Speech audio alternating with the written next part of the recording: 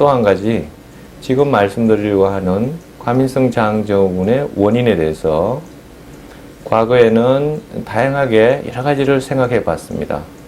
그래서 그것을 정리한다면 현재까지 나온 과민성 장증후군의 원인은 신경계 이상, 즉 자율신경계나 중추신경계 이상이 있을 때 과민성 장증후군이 생길 수 있고, 내장 과민성, 즉 내장이 과민해지고 운동이 기능이 이상이 나타날 때, 그럴 때 과민성 장증후군으로 생길 수 있는 것이죠. 여기서 제일 중요한 내장 과민성, 즉 영어로 말하면 visceral hypersensitivity라고 이야기하는 이 부분이 보통 사람들이 느끼는 불편감입니다. 이유 없이 불편하고 언제 또 아플 줄도 모르고 또 상당히 음식이나 스트레스에 과민한 이런 과민성이 어디서 오나. 그래서 이때까지 연구해 본 바로는 장 점막에서 세로토닌 같은 분비가 많아진다든가, 염증성 매개 물질이 많아진다든가, 또는 신경성장 인자 같은 게 증가된다든가, 이와 같은 현상들이 알려져 있습니다. 그래서 이런 내장 과민성을 줄이는 것이 치료의 목표가 되고 있는데요. 불행하게도 아직까지 뚜렷한 간단한 치료법은 없는 상황입니다.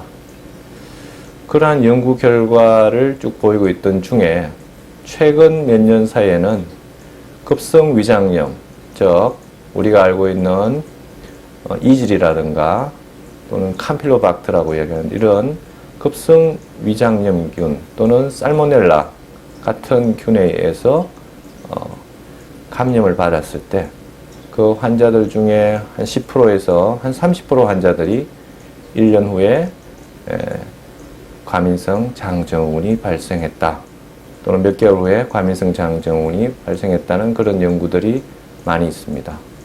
실제로 임상에서 환자들을 보다 보면 과민성 장증후군이 생기기 전 몇 달 전에 심한 급성 위장염을 앓은 경우가 많이 있죠. 그래서 과민성 장증후군이 처음에 급성 위염, 장염일 때 잘 치료를 하면 막을 수가 있다는 이야기가 될 수 있겠죠. 역으로 말하면. 또 한 가지는 그런 급성 위장염 그 시기에 환자분이 갖고 있는 스트레스가 아주 높은 경우에는 더욱 이런 증세가 많아집니다. 그래서 이런 분들의